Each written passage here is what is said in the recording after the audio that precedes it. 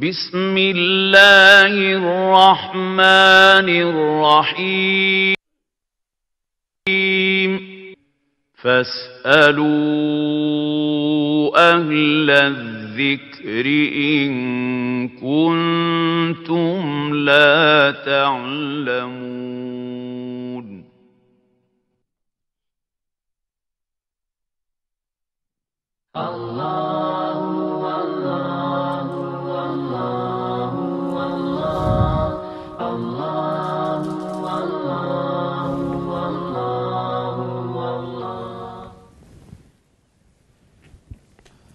Bismillahirrahmanirrahim. Assalamu alaikum. Hürmetli televizyon görüşler. Yeni bir katılmak bu aylık sual cevap programı katılımız ben Abdullah Yalqun. Qadirli qardaşlar, ammalar ma'lum kelayotgandek biz her ayda bir qatim qarindoshlarımızdan kelgan savollarga cevap berib kelyapmiz. Buningga asosliq hurmatli ustozimiz Abdulhakim Xon Maqsumajim taklif qilib kelayotgan. Ba'zi vaqtlarda Abdulkarim Kuchar qatorliq ustozlarni taklif qilib kelayotgan. Bugungi savolimizninki mavzusi bugungi savolimizga munosabatli bo'lgan mavzu bo'lsa, qarindoshimizningki ammalarga ma'lum bo'lgan da'vatlari bilan to'rlarda mayli ovozliq bo'lsin va oxirgi vaqtlarda videolik shakldagi da'vatlar bilan xalqimiz orasida tunilgan hurmatli qarindoshimiz Habibullah Kusani deb nom bilan hammalarga ma'lum. Bu qarindoshimizga munosabatlik oxirida qilgan zulmga qanday qarshi turimiz mavzusidagi darsiga munosabatli bo'lganligi uchun ham qarindoshimizning o'zi ham Istanbulda bo'lganligi uchun biz savol maqsumkamdan so'ralgan bo'lsa-mu, bevosita shu qarindoshimizni taklif qilib o'ziga ham so'rasak eng yaxshi muvofiq bo'ladi. Cho'qim har bir inson so'zlagan mavzusini, so'zlagan darsni qaysi maqsad qilganligini eng yaxshi tushunib, eng yaxshi bilganligi uchun o'zidan so'raydi degan asosda qarindoshimizni bugun taklif qildik. O'zining qimmatli vaqtini chiqarib kelganligi uchun oldi bilan ko'p rahmat aytaman. Rahmat, Alloh rozi bo'lsin. Alaykum assalom va rahmatullohi va barakatuh. Alloh sizdan rozi bo'lsin. Shundaqla mush darsni anglab yaxshi inkaslarni qaytargan Abu Ahmad degan qarindoshimizga Alloh rahmat qilsin. Endi bu dars siyosiy o'yliga sal kuchli dars. Endi bu siyosiy degan bir abstrakt uqum, buning bir aniq qilibi bo'lmaydi. Men bir o'quvchi, men dinim uchun, Uyg'ur musulmonligi uchun bir kishilik vazifamni ado qilay deb bu darsni sungan edim. Aniqlam bu darsimda ba'zi xatoliklar bo'lishi aniq edi. Chunki biz faqat Alloh va Allohningki payg'ambarlarlar xatolikdan xoli. Biz shuning uchun subhanalloh deymiz. Bu nima degan gap? Ya'ni Alloh ayib nuqsondan pok degan gap. Ayib nuqsondan pok bo'lmagan inson mavjud emas. Payg'ambardan boshqa madam ayib nuqsondan xoli bo'lmaydi. Shuning uchun mush dars jarayonida xatolashganlarni ustozlarning ko'rsatib berishini va mushundaq hirisman Abu Ahmaddak o'quvchilarimningki, anglag'uvchilarningki anglab bizdan tushuntirib so'rashi bizni xo'shallandirdi. Ana mushu sabab bilan sizlarni uchrashganligim uchun, ustozlarning taklif berganligi uchun birinchi Allohga hamd aytaman, ikkinchi sizlarga rahmat aytaman. Rahmat, Alloh rozi bo'lsin. Haqiqatan yani qarindoshimizning darsida ham bu zulm qanday qarshi turimiz mavzusidagi 3 qismliq darsida o'z darsining oxirida shu hozir so'zlab o'tgan fikrni so'zlab o'tgan, yana orqasi ustozlarning qarindoshlarininki qimmatli fikr berishini to'g'ri qilgan bo'lsak, u Allohdan, xatolashgan bo'lsak o'zimizdan o min nafsi deb so'zlab oxirlashtirgan darsida albatta har xil fikrlarning chiqishi yana ham biz inson bo'lganligini so'zlab o'tgandek. Men bevosita bu yerda so'zni uzatmay qadrli qarindoshlar, qarindoshimiz Abu Ahmaddan kelgan shu savolni so'rab o'zidan so'rashga boshlay. Habibullah Kusanining zulmga qanday qarshi turimiz nomli temasidagi 3 qismliq darsini ko'rib chiqdim va ba'zi masalalar kallamda o'tmay bu tushunchalarni oydinlashtirilishi uchun sizdan tafsili so'rash qaroriga keldim. Men bu yuqori deganda qarindoshlar bu Maqsumkamdan so'ralgan savolni shunga shu yozilgan shaklda o'qiyverdim qarindoshimizga bevosita xitob qilgan shaklda. Chunki bu so'zlangan masala bugungi kunimizda nihoyatda to'limiz zil va inchikka masala bo'lib, diqqat qilmaganda nurg'un salbiy ta'sir paydo qilishi aniqdir. Men Sizlarning savol-javob programmasini izlab ko'rib kelyapman. Bu yana o'tib ketay. Endi masalaga kelsak, ustoz Kusani darsining birinchi qismida Rasulullohning agar bugungi kunimizda aramizda bo'lsa, zulmga qanday qarshi turadi deb kelib, bugungi ko'plagan qarindoshlarning vatanimizda elib berayotgan qarshi harakatlari bo'libmi qurolliq to'qinishlarni xato qilyotdi dedi. Hatto dinsiz kafirga zulm qilishga bo'lmaydi deb kelib, musulmonlar bilan bir yerda yashayotgan kafirlarga zulm qilishga bo'lmaydi deb Peygamber Aleyhisselam'dan bilib qo'yinglarki, kimki bir muahidga zulm qilsa yoki kamsitsa yoki kuchi yetmaydigan ishga buyursa yoki u rozi bo'lmay turib uningdan bir narsa elib olsa, men qiyomat kuni shu zulmga uchirg'uchi bilan birga turaman degan hadisni misol keltirdi. Va vatandagi o't yurak ko'pincha qarindoshlarimizning zulmga qarshi turishda xatolik o'tkazayotganligini tilga olib o'tdi. Savolim, muahid bilan dinsiz o'xshashmi? Bu misol bizning vatanda qanday tushunilishi kerak? Bizning vatandagi kafirlarga ham shu hadis tushamdi. Deb birinchi men bu savolni chunki qarindoshimiz darsdami 5 bosqichga zulm qanday qarshi turishni 5 bosqichga bo'lib tushundirgan. Va 5 bosqichga tushunmagan yerdan so'rabdi qarindoshimiz. Birinchi bu kirishda buni so'rabdi. 6 savol bilan inshaalloh suhbatimizni oxirlashtiramiz. Birinchi qilib buningga bir tushuncha bergan bo'lsa. A'udhu billahi minash shaytonir rojim. Bismillahir rohmanir rohim. Alhamdulillahi robbil alamin. وصلى الله وسلم وبارك على نبيه محمد صلى الله عليه وسلم وعلى آله وصحبه أجمعين. Zulümga qanday qarshi turamiz? Buningdan hamda zulümga qarshi turishda hammamiz birdek. Cho'qim hamma musulmon zulümga qarshi turish kerak, bu bir farz. Bizning dinimiz zulümga qarshi inqilob desak bo'ladi. Bizning payg'ambarlarimizning butun hayoti zulmga qarshi turish bilan o'tgan. Shu zulmning eng yo'g'ini shirik ayni. Endi zulm qarshi turishda buning hech qanday gap ketmaydi. Buni bir aqlli bir musulmon biladigan ish, hatto bir sog'lom fikrlik, sog'lom tushunchasi va bir odam musulmon bo'lmasa zulm qarshi turdi. O'z vaqtidagi ba'zi Makka mushriklar ham bundan qarshi turgan. Bunun gap ketmaydi. Endi zulmga qarshi turmasak ham ish shu chaqda chataq. Buni bilishimiz kerak. Chunki Rasul akram sallallohu alayhi va sallamning hadisida mening ummatimdan zolimga hey zolim degan odam chiqmasa faqat tuwdi'a minhum, Alloh ularni tashlab qo'ydi degan. Shuning uchun zulmga qarshi turgan har qanday bir mu'min o'zini tekshirish kerak.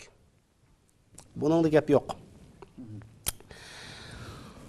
Endi bu zulmga qarshi turish bizning dinimizningki asosan negizi dedik. Masalan, Musa alayhisolamni alaylik.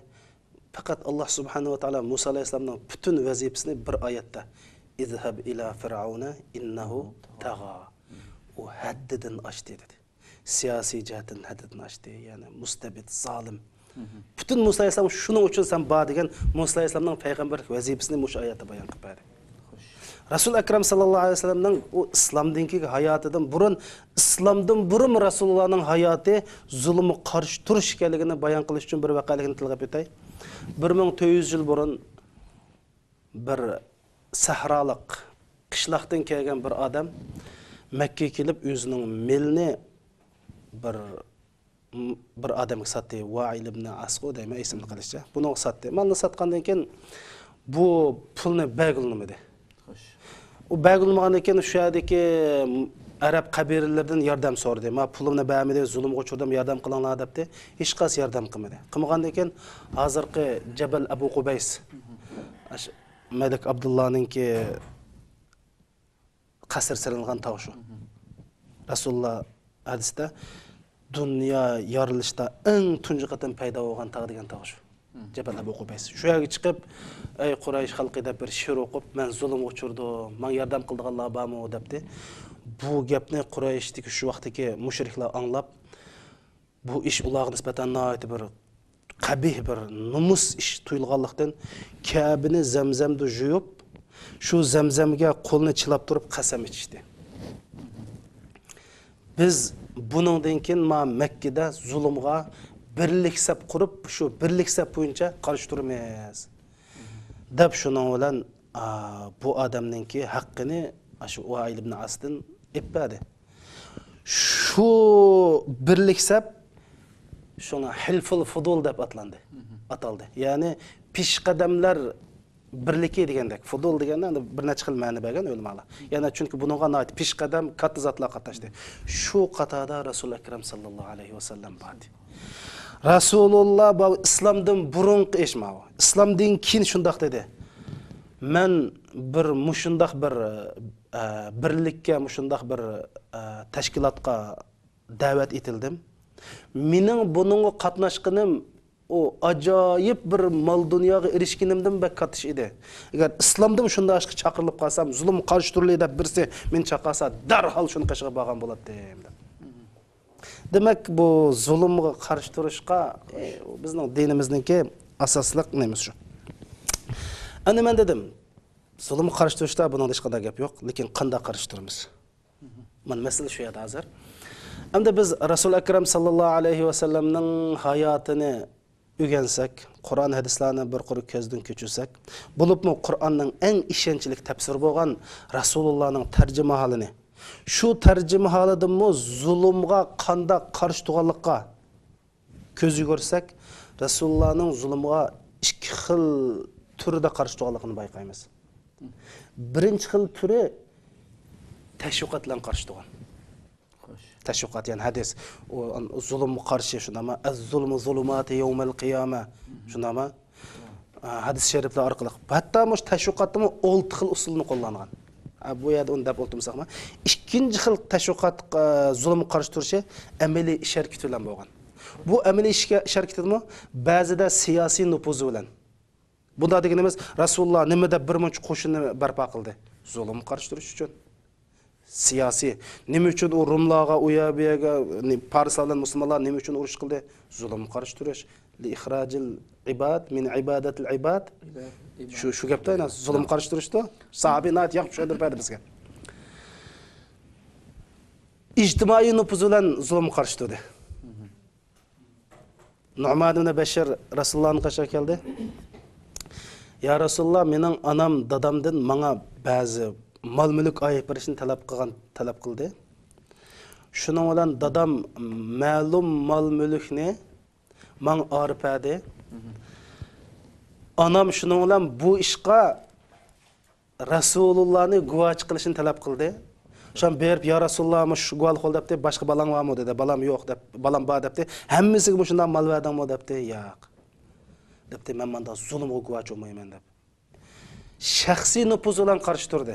Abu Zar raziyallahu anhu, Bilal raziyallahu anhuga qar xotini bo'lsa debdi, innaka emirun fikil jahiliya dedi. Senda bir jahiliyatning ta'siri bor, qaldiq bor inson kansa debdi. Shuning uchun zulmga qarshi turishda mana Rasulullohning ijtimoiy, siyosiy, shaxsiy nüfuz bilan qarshi turish. Endi dedik, biz nima demoqchi degan chaqda, mishada Rasulullohning zulmga qarshi turish usullarini demoqchi. Ben dedim, zulümge çokum karşı duruş gerek. Bizning uyqumuzmu, uxlayotgan uyqumuzmu zulümge karşı duruş niyet bilan uxlaymiz biz. Uğaq adam zulüm karşı durmasa, bunu ham Allah o adamdan rahmetini üzgen, Allah o adamni tashib etgan bir insan o. Hadisning ro'yi bo'yicha. Shuning uchun zulümge karşı duruşda hamda qanday qarshi turamiz? Mushu masalada to'xtalgan edik. Dedik, bu mening degan gapim Kur'an hadisinin özü emas. Men faqat bir talibçaq bunu sifatim bilan şu Kur'an hadisdan Rasulullah'ning hayotidan zulmga qarshi turish bosqichlarini tushundirdim. Masalan, Rasululloh zulm uchirdi. Ba'zi chaqda bir xil inkas qaytursa, ba'zi chaqda bir xil inkas qayturdi. Shuning qarab, bizmi zulüm qarshi turishimiz kerak. Lekin biz mush zulüm qarshi turishda Qur'on hadisning ro'y bo'yicha qarshi tursak, birinchi jannat Qur'onga ergashganda Rasulullohga ergashganda bo'ldi. Ikkinchisi bizning g'albimizmi Qur'on hadisga zulüm qarshi turishdimi ergashganda andakin g'alb bo'ldi. Shuning Qur'on hadisning ro'yiga tushmay turib, zulüm qarshi turadigan oyat hadislarni akiliblam uni qiliplashtirmay, turga ayırmay, reallikqa Qur'on hadisninki tatbiqlash usul bo'yicha tatbiqlamaylam, hammamiz o'zimiz bilgancha zot zulm qarshi turish kerak deb eslatib qilsak, shu g'albi qo'lga kelmasmiki degan tushuncha bilan bu darsni men sungan edim. Endi oxirisida bu qarindishimizningki savoliga javob berish kelsa, hatto ma Rasulullohni o'ylab baqsam, shu Madinaga kelgandan keyin kapırlar bilan tuzishgan bir to'xtam bor edi. Shunday shu to'xtamda Rasululloh nima degan? Shu to'xtamdimi shu Rasulullohninki, masalan, va innal mu'minina aydiyahum ala kulli man bagha minhum aw ibtagha zulman aw ithman aw udwanan. Taqvodor musulmonlar zolimga birdek qarshi turdi deydi. Agar u zolim o'zdim bo'lsa-mu deydi. Shunday to'xtamda ishlar tuzilgan mana. Masalan, Rasulullohninki urushga askarlarni evatgan chaqda qeyrlarni o'ltirmanglar, ojizlarni o'ltirmanglar, balalarni o'ltirmanglar degani shu zulm qilmang degan gap. Biz ya'ni musulmonlar kuchli bo'lsa-mu ojizlar zulm qilish olmaydi. Shu qatorda men deb kelib, islom dinimizda bu zulmni ig'ir masala deb kelib, hatto musulmonninki bir muahid, yani muahid degan asli kafir, lekin men hozir tushuntirman. Muahid zulm qilish olmaydi dedim. Bu yerda bizning vatandagi kafirlar zulm qilsang bo'lmaydi degan gap emas. Hatto nima deyman, vatandagi kafirlar ojiz bo'lib, biz kuchli bo'lsak zulm qilsak bo'lmaydi. Mana bu yerda demoqchi o'g'lim, buni vatan gapirib silish emas. Bu yerda men demoqchi o'g'lim, islom dinimiz zulm shunda haromki, hatto musulmonlar kuchli holatdami kafirlar ojiz bo'lsa zulm qilsak bo'lmaydi. Masalan, islom dinida kafirlarni 4 ga bo'lamiz. Muahid deydi. Bu muahid kafir degan gap, ya'ni u bir davlat yashaydi, men bir davlat yashayman. Oralig'imizda tinchlik kelishim bor. Bu muahid. Zimmi deydi. Bu zimmi degan islom hokimiyatining ostida yashaydigan fuqaro. Bu islom davlatiga jizya to'lash bilan yashaydi. Rasululloh uning kimki ash zimmiga zulm qildi ekan deb uning tahdid qilgan hadislar bor. Uchinchisi musta'man. U qanday kafir deslar? Musulmonlarning shahriga tijorat, yoki bir tuqqa yo'qlash yoki ziyorat orqali musulmonlarning ruxsatini olib kirgan kafir. To'rtinchisi bizdan yana muharib deb qo'yamiz. Ya'ni tig'mi-tig' elishayotgan kafir. Mana biladi. Musta'minmi kafir, zimmimi kafir, hammasi kafir. Rasululloh dedi, shu kafirga zulm qilish olmaydi degani, biz musulmonlar dinimiz shundoq ulug' dinki, biz kuchli bo'lib kafirlar ojiz bo'lib qolsa, hargiz ular zulm qilmaymiz, ham zulm qilish bo'lmaydi. Manda degan gap bo'lmaydi. Ammo kiliplam unda bo'lsa bizni vatanga salsa qo'lamdi degan gap. Bizni vatandan biz kuchli bo'lib kafir ojiz bo'lsa, u bizningki huquqimiz daxli ta'ruz yetkazmasa, bizning kishilik huquqimiz daxil ta'ruz yetkazmasa, ular zulm qilmaymiz. Nima zulm qilamiz ularga? Din mi şunda den? Ama eğer ulu bizga zulm qilsa-chu, raddiya qaytirish, "Famani atada alaykum fa'tadu alayhi bimisli ma atada alaykum." Eğer bir sizga tajovuz qilsangiz, aynan tajovuz qilamiz. Aynan uni raddiya qaytiramiz. Bizning dinimiz Xristian dini emas. Yaqonga ilinsa, yaqonga isilsa chapani seppa, o'ng inkin ursa, so'l inkin tutmagan bizning dinimiz Xristian emas. Famani atada alaykum, kimki sizga tajovuz qildi ekan, kishilik huquqingga daxl ta'ruz qildi ekan, zamoningga daxl ta'ruz qildi ekan, sen uni chuqur raddiya qaytirsan. Aynan u qaysi usulda bu raddiya qaytirish gap yo'q, uni chuqur raddiya qaytirishimiz kerak. Shuning uchun Abu Ahmad degan qarindishimizning ma savol fatamning javobim shu. Xo'sh, nəhayət güzel, yaxşı eşildi. Endi Rasulullah zulmga qarshi turishda 5 xil usul qo'llandi degan bosqich shaklda birinchi bosqichda shundoq so'zlab kelganliklarini tilg'abdim.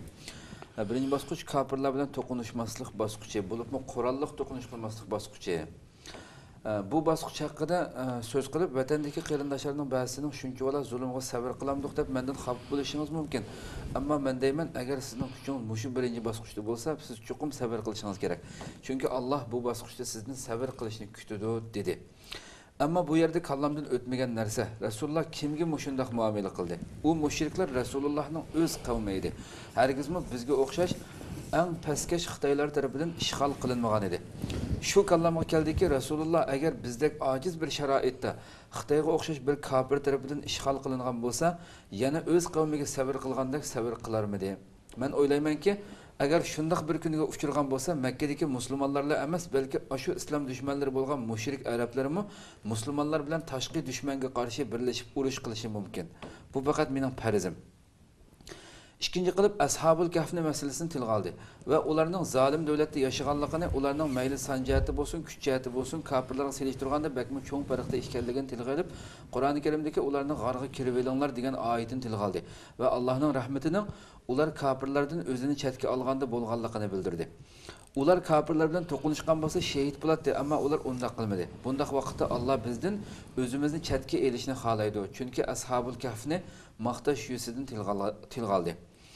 Bundaq degan vaqtimizda Ashabul Kahf zamonida boshqa musulmonlarmi kofirlar tomonidan ig'ir zulmlarga uchragan-ku.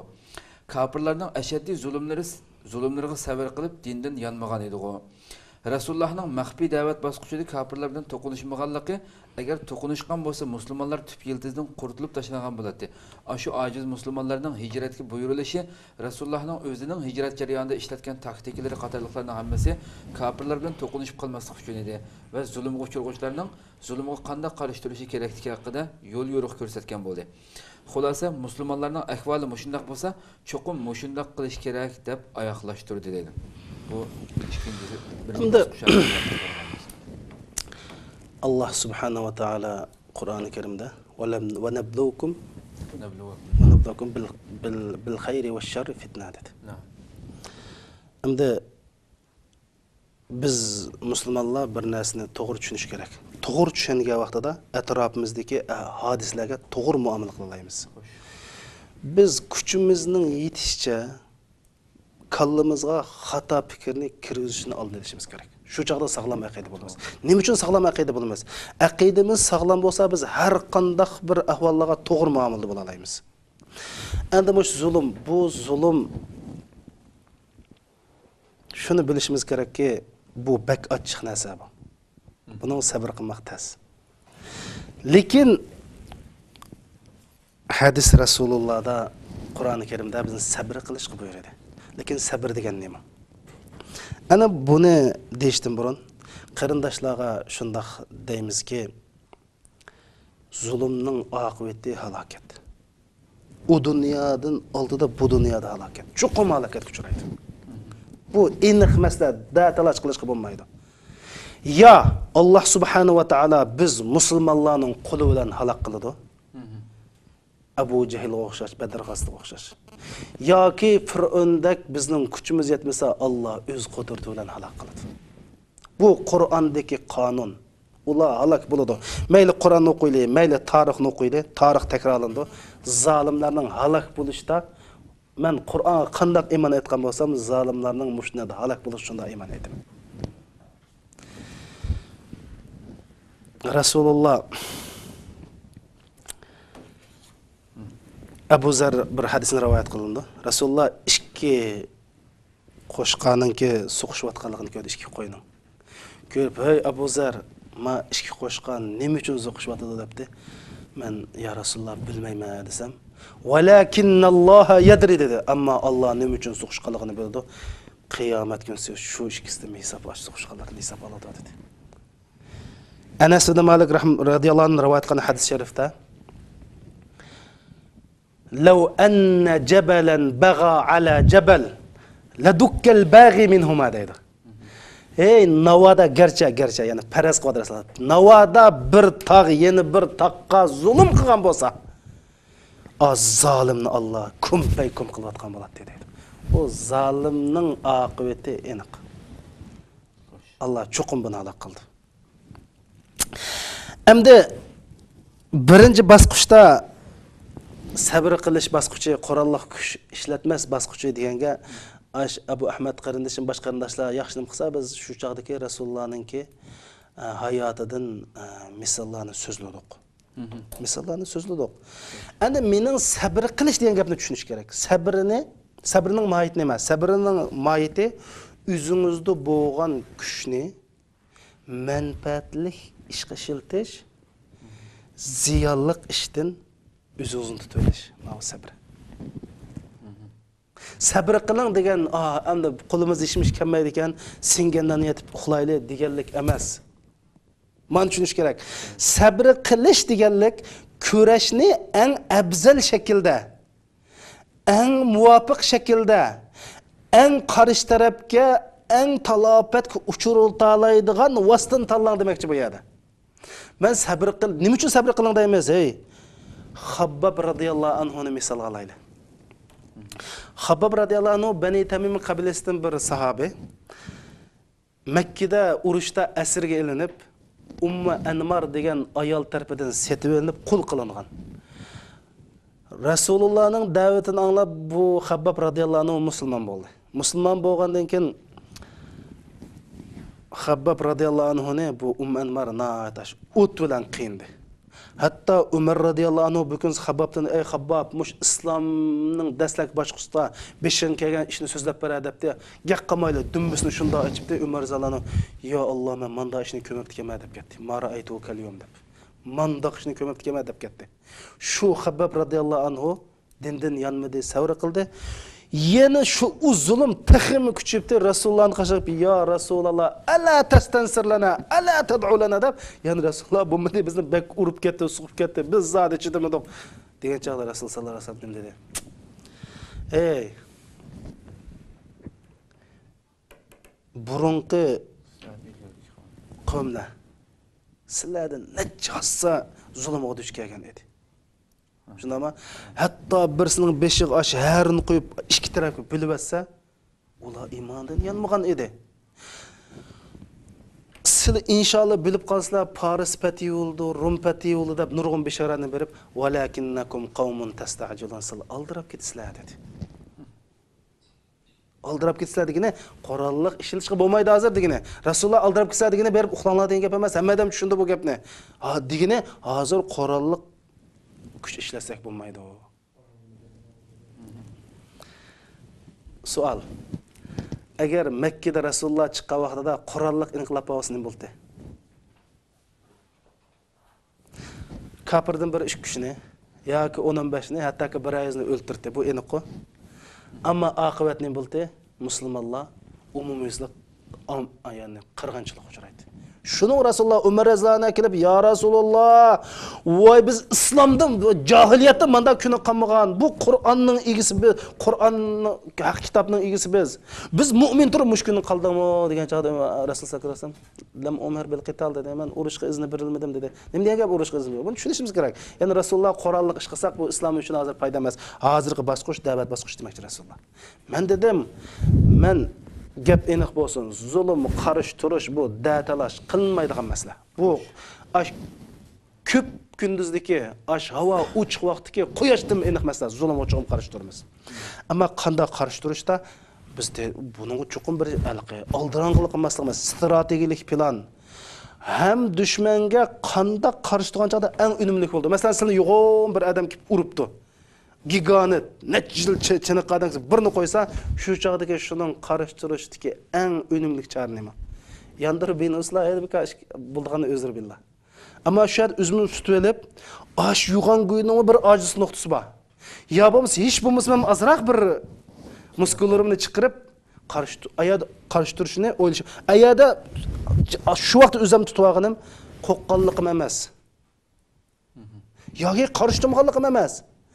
Faqat shu yerda o'zimni tutib elib, Rasulullahning hadisiga amal qilib, buningga eng unumli qarashtirish yo'lini izlang. Men demoqchi o'qdim shu. Buni tushunasizlar qarindoshlar. O qilib u yerga qanday bo'ldi, kafirlar. Men dedim, qarshi turmiz, lekin eng unumli, tadbirlik. U biroqlam shu chaqda aldirab shunda chiqib qo'yib, yo oqisi yo'q, yo oldi yo'q. Buning oqibati texmi yomon bo'lib ketib bordi. Masalan, shuningga da'vatchilikda bir qoida bor. La yunkarul munkar iza adda inkaruhu ila munkarin akbar deydi. Yani bir ishga qarshi chiqsak, o qarshi chiqishdan, biz qarshi chiqqan ishdimi yo'g'on bir baloy afat keldigan shaxs uning qarshi chiqmaymiz degan bir qoida bor. Shuning uchun bizning maqsadimiz munkarni, ya'ni bir zulmni yo'qitimiz deb, bizning shu chaqdagi inkosimiz texmi cho'ng zulmga sabab bo'ldigan bo'lib qolsa, biz o'ylashimiz kerak, qilishimiz kerak. Mana bu Rasulullahninki zulm qarshi turishdagi metodimiz shu. Bunun için şu dersde biz ayetlerden, hadislerden Resulullah'ın hayatını misal keltirdik. Bu bence kardeşimizge bir cevap buluş mümkün. Xo'sh, endi ikkinchi bosqich ko'z bo'yash yoki ustunlik bilan yashash bosqichi. Bu bosqichda musulmonlar kechiringlar. Bu bosqichda musulmonlar kuchaygan, ammo kofirlar bilan bo'lgan kuch farqi yanada zo'r holat. Bundaq vaqtda musulmonlar zulmga qanday qarshi turdi degan savolga Uyg'ur musulmonlarining ahvolininki ikkinchi bosqichga kiradiganligini o'ylaydiganligini tilga oldi. Kofirlar bilan birga yashaymiz, ko'z bo'yaymiz, taktik ishlatamiz. Dalil Musa alayhissalom bilan Xizr alayhissalom qissasi. Musa alayhissalomning kemin teshib o'tishi zulmga qarshi chiqqanligi. Chunki Musa alayhissalomning zolim podshohga qarshi chiqadigan kuchi yo'q edi. Allohu akbar deb qilich ko'tarib chiqmagan, balki kemini ayiblik qilib qo'yib, kofirlarning uni egallab olishni to'sib qoldi. Yana bir dalil Rasulullohning hayotida sahobalarning tortgan aziyatlarga hech qanday mudohala qila olmaganligi. Ammar ibn Yasir oilasi qilgan so'zlari, hatto Ammarning kufr so'zlariga mo agar kofirlar yana seni zo'rlasa, qiynasa, yana shunday davargin degan so'zlari. Uni nima uchun sabr qilmading, shahid bo'lading emasmi deb qoyilmaganligi.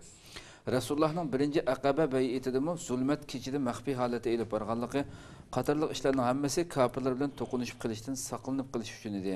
Rasululloh qo'rqinchaqmidi, shahid bo'lishni xohlamabdi. Yo'q, chunki sharoit mushuninga buyurdi.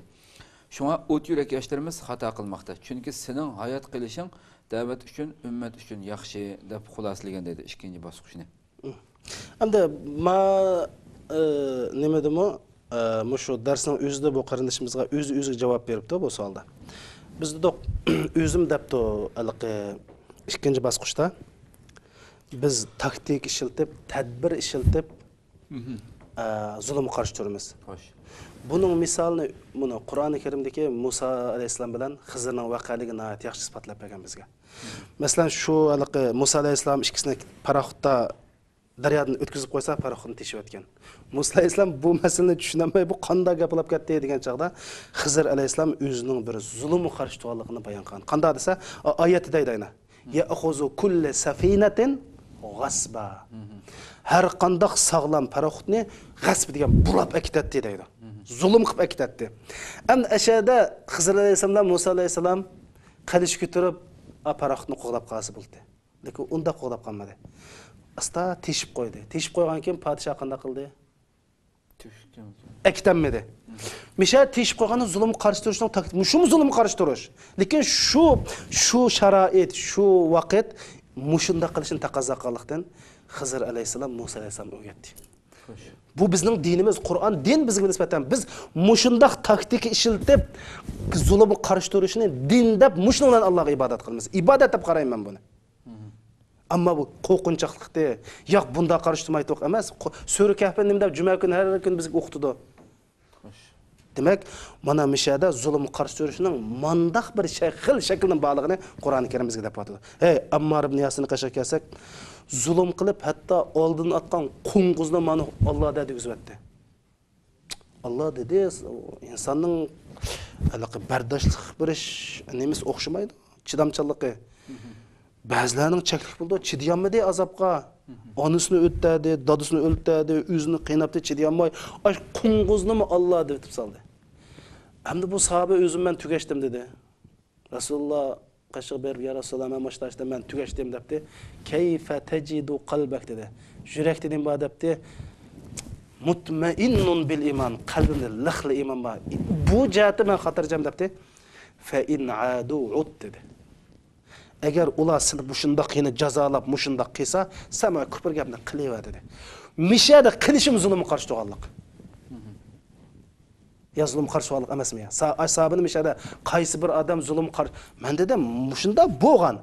Agar bizning Uyg'urlar emas, dunyoda har bir musulmon o'zining bosqichini mushundaroq bosqich desa, mana mush Ammar ibn Yasirda qilsa, zulmga qarshi turgan bo'ladi. Mush usuldan qarshi bo'ladi buni. Buni jiq gap setish ketmaydi. Ammo dedim, zulm beshimizga kelgandan keyin hammamiz qarshi turishni o'ylaymiz. Men dedim, zada qanday qarshi turamiz? Bu qarshi turish nima? Qur'on hadisning ro'yi bo'yicha qarshi turamiz. Ammo zulm qarshi turing degan oyat, hadislarni hammasini to'plab, akiblan buni radlamay, manda bir tartibga tushamay, bu oyat hadislarning tushuncha, hukmlari, mazmuni buni bilmay turiblam, ommaboplam, shu nuqullam shundaqli reallik tatbiq qilganlikdan xatolik kelib chiqdi. Men deganim, qarshi tur qarindishim 1 minut turib qolsang bo'lmaydi. Ben dedim, hatta abiya dedim, uxlagan çağdım, niyetimde ben zulüm karıştırıp, o zulüm karşısını uxlavatım ben, benim armal durup, yine zulmü derhal, uykum kananlıken başlayayım edip, uxladayım ben.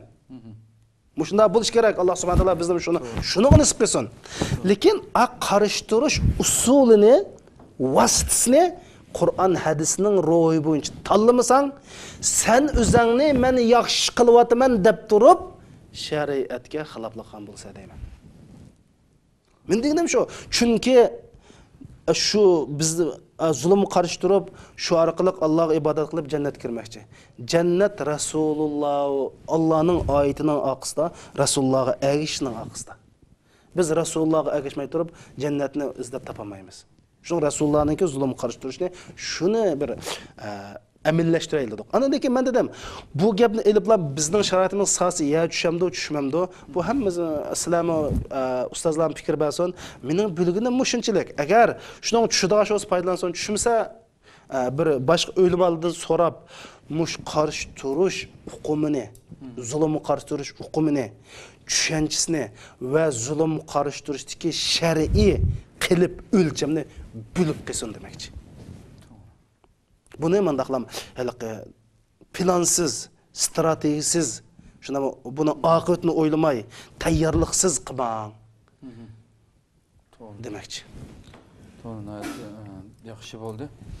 Albatta bu qarindoshlarimiz biz har qanday bir narsa so'zlasa bu butun bir millatga qo'yilgan bir doktorga borsa, madorni yesa chuqum deb kesib bergan bir diagnoz emas-ku bu oxirgi. To'g'ri, biz inson har xil to'g'ri chunqur tushunish kerak bu masala, zil inchki masala bo'lganligi uchun. Üçüncü bosqich suhbat dialog bosqichi. Musulmonlar bu vaqtda biroz kuchaygan, ammo yanada musulmonlar kofirlar bilan qurolliq to'qinishda yetarli emas. To'qinishsa ig'ir mag'lubiyatga, hatto taltiks qurib ketishi mumkin. Misol qilib Qur'ondagi ikki bog' egasining misolini keltirdi va zolim bilan mazlum kuchining o'ttirisidagi farq asosiy jihatdan barobar holat kelgan bo'lsa-mu, kofir kuch iqtisodiy va son jihatda yuqori bo'lganligi uchun bu bosqichda yanada qurolliq to'qinishga bo'lmaydi dedi. Mush yerda menga firqarab ketdi. Chunki necha yüzlagan yillardan buyon hatto hozirmi dunyoda musulmonlar kofir kuch bilan selishtirma jihatda eng teng bo'lishi mumkin emas. Teng bo'lish emas, tasavvur qilish tez darajada ojiz holda turmoqda. Ammo bu qarshilik harakatlari berilgan millionlagan jonlar hammasi xato holda shariatga uyg'un bo'lmagan shaklda ketyapti.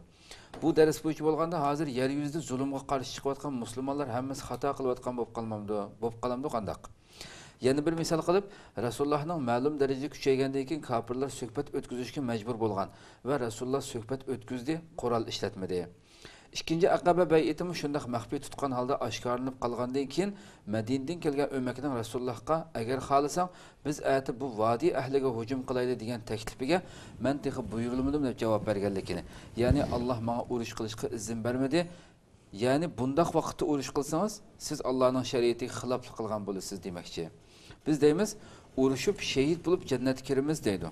Ya mujohidlarni ya'ni. Lekin Rasululloh deydi, Alloh meni bundaq qilishga buyurmadi deydi. Deb kelib, endi hozir qarindoshlarga Alloh buyurmagan ishni qilyapsan desak, bizdan xafa bo'ldi. Lekin shariatmi shu deb xulosaldi.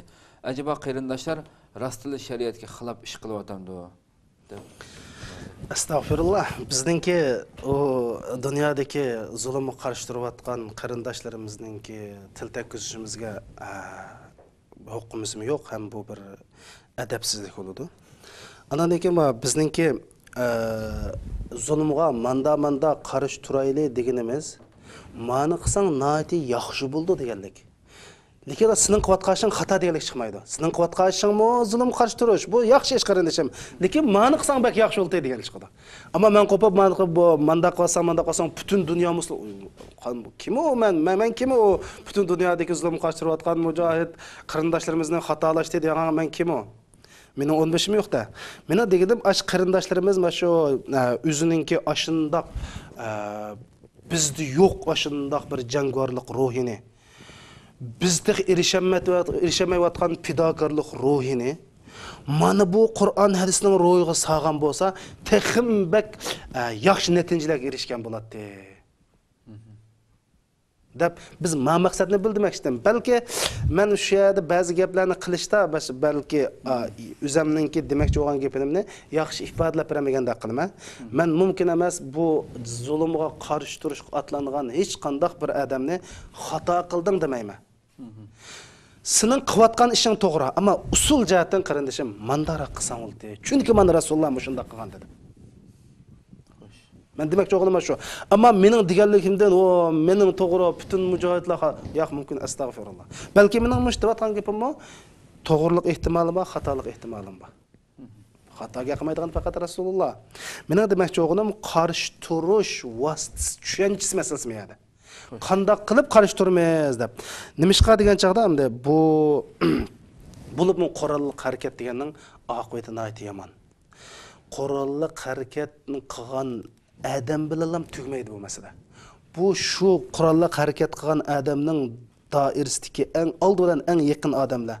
Ondan atrofidagi butun musulmonlarning manfaatiga yetishlik bu. Oshundoq cho'ng masalani nihoyatda oldirang'uliq tantanlik bilan qilmaydi qarindoshlar. Ma'qul siz qilsangiz Alloh shahidlik berib ketishingiz mumkin. Lekin nurg'un odamningki badal to'lash natijasiga men shahid bo'lman desa bo'lmaydi. Undan keyin shahid bo'ling qarindoshim. Shahid bu bak u shahidlikka gap ketmaydi o. Lekin Alloh va Allohning rasuli ko'rsatgan yo'l bo'yicha shahid bo'ling. Men shuni dedim, Rasulullohmi, masalan, Rasululloh Makkadan Madinaga hijrat qilgan vaqtida G'arirat nimda 3 kun yotdi. G'ari Savrida nimda 3 kun yotdi. Hatta kafirlar shundoq beshiq kelib turdi. Abu Bakr ay putug'il qarisi ko'rdi dedi shundami? Rasululloh g'ach chiqma Allohning payg'ambari kilago'ylar, sen o'lsang da uzoqdan men chiqsam shahid jannatda demidi qo'yina. Rasulullah'nın bütün en birden bir büyük arzusu nimeti? Şehit buluştu. Hadis-i şerif dediğinde dünya kaytırılsam, yeni Allah yolu canqıp şehit bolsam, yeni dünya kaytırılsam, yeni şehit bolsam, yeni dünya kaytırılsam, men deyme bir adam Resulullah'ın en büyük arzunuz nemi ya Resulullah şehit buluş degen.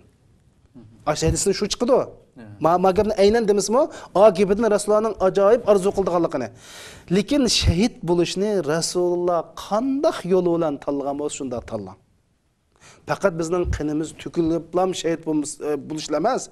Biz şehit buluşdiki maqsad nishonga qaraydi. Bizning canımız onda azan can emas. Aş kafirlar bilan en unumlik zarba berib, birini o'ltirgan necha yuz, necha ming ne?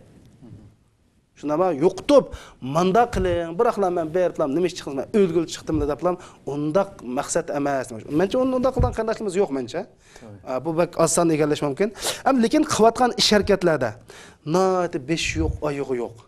Qarab baqsil plansiz. Men deyman, bu vatandagi ishlar to'lisi, masalan, bu atgan ishlar biz mundaq bir yaxshi kuzatsak, buningdan kafirlarning foydasi noati jiq bo'adi. Bu mundaq. Biri usulda xato ketganligimizda. Ikkinchisi, kafirlar bizni ashunda qilishga ig'ir majburlayotdi. Buni arabcha istibsoz deymiz, ya'ni qutratqul qilish. Bir amal qilib musulmonlarni shu qurolliq to'qnashga majburlash. Hozir birdan bu atqa men tushunaylik qarindoshlar. Shuni nurg'un qarindoshimiz amal nima deyotdi? Asli maqsad shu, uni ashunda qildirish. Mana mishada biz sabr qilib bu yerdagi zulm qartirish taktikasi nima deganga men masalni qo'yman. Ular asli maqsad shu. Tek musulmonlar qilmasa o'zim qilyotdi bular. Musulmonlar qanliq vaqani chiqarmasa o'zi chiqaryotdi. Musulmon nada sayis etib turgan yo, o'zini jinva qilmay qiyriq nimalarni o'tmaydi shunada. Bunu hatta musulmonlarni quturtib agar o'zining degan yeriga akilanmasa Men o'ylayman, balki o'zi paydo qilib bu ahvollarni, shuning musulmonlarga shu orqali tuhmat qilib, musulmonlarni shundan bostiryotdi. Nimish qilsa dunyoga nurg'un odamgarchilik, vijdoni va Allohning insonlarning ko'zini bu yash uchun mushtaq qiladi. Demak, biz mushada bu qaytug'an inkosimiz. Men bu inkosni da'vat orqali qaytarayman. yoki butun xalqqa mush jihatning muhimligini bildirishib qaytaraymi yoki pul xajlab qaytaraymi mush vaqt o'zimni tutib olib bugun umay at urib qaytaraymi mush masala hozir biz davatqanimiz shu u damalliqqa mushu inkos qaytug'andan keyin buningki hammamiz bilyapmiz zada biz o'zimizni tekshirishimiz kerak biz qilayotgan ish harakatlar bizni qanchalik foyda olib keldi qanchalik ziyon olib keldi. Çünkü İbn Qayyim Cevzi rahmetullahi din ma huwa din ma huwa şeriatsa haysul maslaha haysus şeria. Din bizni bütün hem şerkimiz dünya ahiretindeki baxt yolga foyda yolga başlaydı. Men demek istediğim şu. Belki qarindoshimizga tushungan bo'lishi mumkin.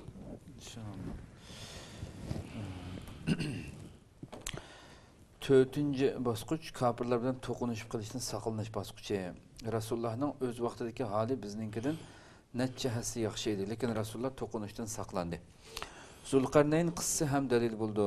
Zulqarnayn Yajuj Majuj zulm qilgan xalq Zulqarnayndan yordam talab qilganda Zulqarnayn shuncha kuchli bo'lsa-mu, kofir kuchi texmi kuchli bo'lganligi uchun urush qilmay tam saldi deb bo'lib, ba'zi qarindoshlarning qon qiziqlik bilan hatto talvilachi qurolliq to'qinish paydo qildi deb o'tdi. Acaba bu so'z ig'ir ketmadimi? G'azvatul Ahzab buningga dalil bo'laydi deb kelib, Rasulullohning urushning oldini olish uchun Xandak qo'latganligi. Chunki urush bo'lgan bo'lsa, musulmonlar ig'ir talofatga uchraydi. Uyg'urlar tantaklik bilan, qiziqqanlik bilan sharoitni o'ylamay qilgan ishlarning hammasida mag'lub bo'ldik va bu musulmonlar orasida umidsizlik paydo qildi. Hudaybiya sulhisimi musulmonlar ojiz bo'lganligi uchun tangsiz kelishimga rozi bo'ldi. Bularning hammasi to'qinishning oldini olish musulmonlarning kuchayishi uchun edi, lekin Alloh buni buyuk fath deb atadi. Ali radhiyallohu anhuning xalif bo'lgandan keyingi ahvolni mutlaq qilib o'tdi va Usmon radhiyallohu anhuning qotilidan qisos ilishni kechiktirganligini bildirdi. Men bu tafsilotlarni toza bilib ketmaganligim uchun bu yerni yaxshi tushuna olmay qoldim. Sizning bu ahvollar haqida tafsilroq tushuncha berishlarini umid qilman deb 4-bosqichdagi masalani o'tirib qo'yibdi. Endi bu bosqichdimi asli o'zi javob berganlik masala. O'xshash o'ziga javob berdi. Masalan, o'sha Ali raziyallohu vaqaligini bilmayman debdi. Asli hammamiz bilamiz Osmon radhiyallohu anhuni zolimlar qatl qildi. İçinişlik yeri şu qatl qilganlar o'zini musulmon deydiganlar edi. Alloh shunday. Hatto men sizlarga deb berayman, yuragim yig'laydi. Adam chidamaydi. Osman raziyallohu anhuga qilish uribdi, Naila onamiz Osman raziyallohuning ayoli qulni moshunda tusibdi, 5 barmoqini uzvatdi. Uning unmay Osman raziyallohu qilish urdi. Qilish urib bo'ynini uzib bo'lgandan keyin hem birisi kirib, Naila onamiz Osman raziyallohuning yuzini manda yeb qo'ydi. Yeb qo'ysa, yuzini ochsan deb turib oldi. Hey, bu o'ltiding bo'yni, yuzini hech nima qilsa ma bir o'likninki bu hurmatini qil debdi. Men Qur'oni Karimning Allohning nomida Osmonning inkiga shaplaqlayman deb qasam qilgan, ocha yuz men shu qasamni ijobatini qilsam mayda boshla qildi. Mana bu tentaklik, bizda vatgan tentaklik ma o'zini hatto shu qilayotgan ishni ibodat deb qaraydi. O'ylab baqsa, bir musulmon bir odamning kallasi, bir musulmonning kallasini uzib bo'lgandan keyin men qasamdan chiqib olay deb uluk odam qanday din? Biz tushungan din emas bu. U Osmon raziyallohu o'lib ketgandan keyin musulmonlar Ali raziyallohuga bay'at qildi xilofatlikka. Bay'at qilgandan keyin Ali shu chaqda butun musulmonlar, mushu ko'pincha musulmonlar qotildan qisos elish masalasini o'tirib qo'ydi. Qotildan qisos elish Qur'oni Karimda aniq bekitilgan masala. Ali raziyallohu anhu shu chaqda sharoitda qisos olay desa, o'ltigan odamlar hammasi kim u? O'zini musulmon deb qaraydigan va maxsus shu musulmonlarning qo'shin ichidagi askarlarning bir qismi o. Xo'sh. Agar u yerda men bu ishni Umar Razan shu chaqda ishni bajarmadi desa, chataq chiqdi aniq. Shuni Muaviya raziyallohu anhu mana mush ishni bana qilib turib, qisos olamiz deb shuni ixtilof kelib chiqdi. Endi butun ulamolarimiz mush masalani analiz qilgan vaqtida Ali raziyallohu anhuning to'g'ri degan. Mushu qissasini vaqtida olmay, buni kechikib turib, kin qissas ilishda voz kechdimi? Zulm qarshi turishda voz kechmadi. Vallah, hergiz Allah bilan qasam qilamizki, voz kechmadi. Lekin dal shu vaqtida qissas olsa, musulmonning islomning cho'ng manfaatiga taqishdiganligini bilganlikdan qarindoshlar to'p-to'ranglar qissasni kechiktirib olaylik dedi. Va yo'q, hozir olamiz deb musulmonlarning ichida ichnishlik ikki qirg'inchilik yuz berdi. Bu qirg'inchilikda ajoyib izil odamlar o'lib ketdi. Mana mush vaqalikni dedim men. Hech qanday adam bu zulmni qarshi turmaymiz demoqchi emas. Faqat qarshi turish sharoitini, vaqtini, usulini Rasulullohning tarjimahalning ro'y bo'yicha qilaylik deganimiz. Shu bizning. Balkim bu endi savol so'rag'uchi qarindishimiz balki malqa sanjatda kafirning Zulqarnaynning misolini keltirganlikka qilib Rasulullohning siyrasidagi masalanga mayli Uhud urushi bo'lsin, Badr bo'lsin, musulmonlarning kuchi ojiz tug'u, kafirlarning kuchi yuqori tug'u. Bunda turib masalan g'azot qilgan, shu jihad qilgan degan masalani o'ylab qolgan bo'lishi mumkin. Endi bu islomdagi jihad ikki turlik bo'lgan. Birinchi xili shu o'zini qo'g'dash. Endi o'zini qo'g'dagan vaqtida hamda men kuchim dushmansining boshini uzman deb kelsa, men kuch selishtirmasi, nima selishtirmasda hamda bizga o'lcham tushib bo'lmaydi. Yeni shunda chaqdimi qaraslar. Yeni shunda chaqdimi? Yomon amalba tayyorlik, amalba eng bir ajallik zarba berish yo'lini tepib chiqish kerak. Ammo hujum qo'zg'agan vaqtida Rasululloh haqiqatan atrofliq o'yinlanib hujum qo'zg'agan. Buning dalili shu Makkaga hujum qilgan vaqtida, Makkani fath qilgan vaqtida Rasululloh 10 ming kuchli qo'shin to'play oladi. Ammo kofirlar bir necha ming kuchli qo'shinni to'play olmadi. Endi mencha savol bormi, tugdimi? Oxirgi bir boshqa qoldi. Uni davaslaman xuloslabladay. Tamam. Xuloslabla. 5-bosqich qarshilik ko'rsatish bosqichi. Bu bosqich mazlumning kuchi bilan zolimning kuchi tenglashgan yoki kuchayib ketgan vaqt. Rasululloh 10 ming kishilik qo'shin bilan Makkani fath qilishga mang'anligi, kofirlar bo'lsa bir necha ming kishilikmi qo'shin hozirlay olmayotganligi. Mana bunday vaqtda qurol kuchi ishlatdi. Bunday vaqtda musulmonlar uchun foydali ishlarni qilg'ili bo'ldi deb darsni oxirlashtirdi. Oxirida Uyg'ur musulmonlarining ahvolining mush 5 bosqichining qaysisiga tushdi deb kelib, Uyg'urlarning ikkinchi bosqichda ekanligini bildirib darsini oxirlashtirdi. Endi deydiki, hurmatli do'stlar, shu qism darsga asosan shu darsni ilingan o'zindilar. Sizlarni umid qilganimni xafa bo'lmay vaqt chiqarib, mushu tugabtamdi. Endi birinchisi shu Rasulullohninki shu sahobalarning hayotini aytib qadrlaydiganligi qadrlaydi. Biz musulmonlarmi bo'libmi ish ustidagilar o'zining qo'l ostidagilarni qadrlash kerak. Ularning hayoti bilan, ularning mol-mulki bilan, ularning qani meli bilan sal qaramaslik kerak. Sahoba shunga Rasululloh Rasulullohning davrida shu Makka fathi o'g'chilik o'lgan musulmonlarning soni 259. Rasululloh o'zi bevosita qatnashgan g'azot 18 ga deymi ismini qarashcha. Hatto ash Makka fathi o'g'chilik o'lib ketgan musulmonlarning soni 259, kofirlarning soni 700 dan oshmaydi. Bütün o'lganlarning soni aşınçılık. Endi biz maqsadimiz biz vatanimizni islomlashtirish birinchi turamda ya mustaqillik qilish birinchi turamda. Hammamizga bizga islom lazım. Birinchi to'g'ri, bir erkin davlat bu islomdagi 6-farz deymiz endi. Haqiqatni qo'g'dash uchun bir hokimiyat bo'lmasa bo'lmaydi. Shu bu islom dinida qon to'kish tub maqsad emas. Ikkinchisi biz Allah yaratgan dünyanınki dinamikasiga qarshi chiqsak bo'lmaydi. Ya'ni qonuni qarshi chiqsak bo'lmaydi. Bu qonunlardan Allah subhanahu va taolo suvni oqadigan, o'tni ko'ydiradigan, issiqni talaydigan, sovuq to'naydigan qilib yaratdi. Shunday emasmi? Endi mana bizning dinimiz reallik amaliyotchan din. Su uzanmaydigan bir odamni cho'nqur dengizga sakrayman desa ruxsat qilmaymiz. Ruxsat qilishga bo'lmaydi. Endi biz islom real din, amaliyotchan din deganimizdan musulmonlarning kuchini e'tiborga olishimiz kerak. Kofirlarning o'z uchishlik kuch bor. Siyosiy, ijtimoiy, iqtisodiy, diplomatik, harbiy kuchi bor. Buni e'tiborga oldi islom. Uni faqatlam biz Allohning bandalari, biz zulm qarshi turish uchun, biz haqiqatlar uchun deplam plansiz kuchini e'tiborga olmay hujum qiladigan din yo'q. Chunki butun Qur'on payg'ambarlarning tarixi shuni isbotlab turdi. Shu darsdagi shu isbotlaydigan narsa shu anda. Biz mana tushunishimiz kerak. Birinchi nuqta bu hamda.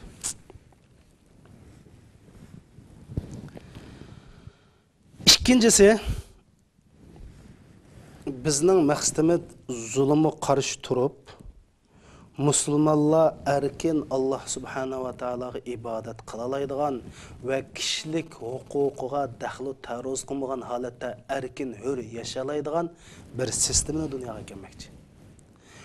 Buni qilish uchun chuqum tadrijiy bosqich zarurmi, zarur emasmi? Hammamiz bilamiz zarur. Bunga rioya qilishimiz kerak. Tadrijiy. Jihad deganning eng oxirgi atadigan o'q bu. Bu jihad emas, Qur'onlik to'qinish. Men xato debman. Jihadning turi jo'q-ku. Ibn Qayyim Jawziy rahmatullohi jihadni 12 turga bo'lgan. Shuning 11 turi boshqa jihad bo'lsa, bir turi. Masalan, Qur'oni Karimda "Vajahid bihim jihadan kabira." Sen o kafirlar bilan, ya'ni Qur'oni Karim bilan cho'ng jihadni qil degan. Bu oyat Makka nozil bo'lgan oyat. Jihad Madinada farz bo'lgan. Bu yerdagi jihadi kabir, ya'ni eng cho'ng jihad qasi desa, o'sha da'vat degan. Ammo Qur'onlik to'qinish eng oxirgi hal qiluvchi masala. Ya qarshi taraf tugaydi, ya biz tugaymiz. Ya qarshi taraf mag'lub bo'ldi, ya biz g'alaba qilamiz. Shuning uchun buningki muqaddimasi tayyorligini faqat unutilmasligimiz kerak. Ya'ni biz davlat bir cho'ng ish qilamiz deydigan bizning cho'ng ish qilishni aloqa bosqich uqumi, tadrijiy tushunchani faqat din nimani tushunmasak bo'lmaydi. Ammo biz faqatlam uning oldiraplam zada o'zimiz zulm uchrab ketdik, chidayolmadik, masalani darhol hal qilamiz deganlar mala mencha azroq aloqa uslub jihatdan xatolashdim deb qarayman. Chunki men dedim, bu cho'ng bir musulmonlarning bir muassasasi, bir sistemasi, bir yashaydigan erkin hur zamini bo'lish uchun buningga bir tadrijiy bir bosqichlarning bo'lganligini har qanday musulmon unutilmasligi kerak. Mayli da'vat, mayli davlat qurish, har qanday qishda bu Allohning qonuni. Hatta Qur'oni Karimda bizni qanday yaratdi Alloh subhanahu taolo? Loyiq qildi, undan keyin loyiq qurg'an loyiq, undan keyin jiringlagan loyiq shundami? Undan keyin Odam Alayhissalomni butun yerga qo'yib bir bosqich o'tganligi, hatto Alloh butun olamni 6 bosqichga bo'lib yaratganligini o'lmalar. Nima uchun Alloh 1 minut daqiqada yaratdi? Nima uchun 6 bosqich yaratgan desa, bizga shunday dunyoning qonuniyati tadrijiy bo'lganligini bildirishni deb o'lmalarga javob bergan. Ikkinchi nuqta buni tushunish. Üçüncü nokta Muşu Allah yolunda özünü zulümü karşı turuşqa atgan qarindaşlarımız bulup mu? İşi beşideki qarindaşlar, mesuliyetini özsüzdigan qarindaşlar şeriat bilimini puxta egallash. Men bir Uyghur musulmonlar ishidan chiqqan bir diniy ta'liq bo'lish suhbatim bilan biz Uyg'urlar ichidagi diniy saviyaning tuvanligini his qilaman. To'g'ri, bizning Tianshantig'dagi ustozlarimiz bor. Lekin biz duch kelayotgan raqobat, biz duch kelayotgan xirisga nisbatan bizdagi shar'iy bilimni tuvan holatda, bizda kasblashgan olimlarimiz Mana mushunda masalada chuqum har qanday bir Allah yo'lida zulm qarshi turayotgan kishining qishida rasmiy to'lgan, kasblashgan, dunyoni tushundigan hadis sharifni, Qur'oni Karimni ash sahobalar tushungandek shunda bo'lmas, shuning yaqin tushundigan bir masalaga noit atrofli qaralaydigan bir shar'iy olim bo'lish kerak va ish beshidagilarni shuni chuqum tushunish kerak. Shuni bilan bo'lmas, nega vas ixtilof bizda? 4 adam bir ish qilmasa, neyli bir ikki guruh bo'lib ketib qolgan. Nima uchun? Mushu biz musulmonlar qaraydigan bo'lsalar, ikkimiz musulmon, ikkimiz ixtiloflashimiz. Silning qashlarga bo'lsa, sildan isli odam yo'q. Meni qishim kelsa, mendan isli odam yo'q. Men shunda chiroq yoqib, o'zimning dinning xizmatini qilganligim, zot har qanday musulmon bilan ittifoq qilishni xohlaydiganligim deyotgan. Voy hajab isli odamga o'xshab silni qashlar bor ekan. Silni qashlar bo'lsam, sil uningdan esil. Lekin bu ishni ittifoqlashtirib o'g'lamayotgan. Ikkilanli oyat edisini o'qiysizlar. Lekin oyat edisini o'qisda, oyat edisining umumiy tushuncha, mazmuni kelgan chaqda ikkilisida bir xil cho'lto'liqdan bog'lagan his qildim. Shuning uchun men mush yo'lda kurash qilayotgan, mush yo'lda mangan butun qarindoshlarimning shar'iy bilimni nihoyat to'liq egallab, mushu orqali zulmga qarshi turib, Rasululloh qanday qarshi turib, men masalan mushada Rasululloh menda qarshi turgan deb masalani prinsiplashtirdim hozir. Zulmga qarshi turishni prinsiplashtirdim. Prinsiplashtirishda men qanday bo'lmasin Qur'onning oyatlari, hadis Rasulullohning hadislari, payg'ambarning ish izlarini oz to'l dalil qildimmi, qilmadimmi? Qildim. Bu degan bir tunji boshlanish bu. Buningdan keyin mush o'limalarimiz, boshqalarmi mush zulm qarshi turishninki har bir bosqichlarini xuddi bizga tahoratning farz 4, namozning farz 5 deb qanday o'rgatgan bo'lsa, mushunda o'rgatib, har bir masalani shariylashtirib, ondan keyin qilmasak, ixtilofmi shundan kelib chiqadi, mag'lubiyatmi shundan kelib chiqadi. Har bir ishni tantahdlik bilan qilib olib mag'lubiyat bo'laversak, biz musulmon ommasining tushanchisida bir xil umidsizlik paydo qilamiz.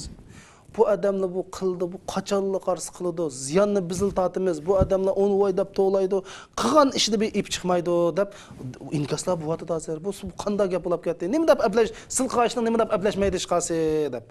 Biz aplashtirib qila olmaymiz asli. Chunki qo'limizda Qur'on, qo'limizda hadis bor. Shuning ro'y bo'yicha maqsad. Shuning uchun ma qilayotgan zulmga qanday qarshi turamiz degan ishni, qarshi turishni chuqum qiliblashtirish oyat hadisning ro'yiga tatbiqlash.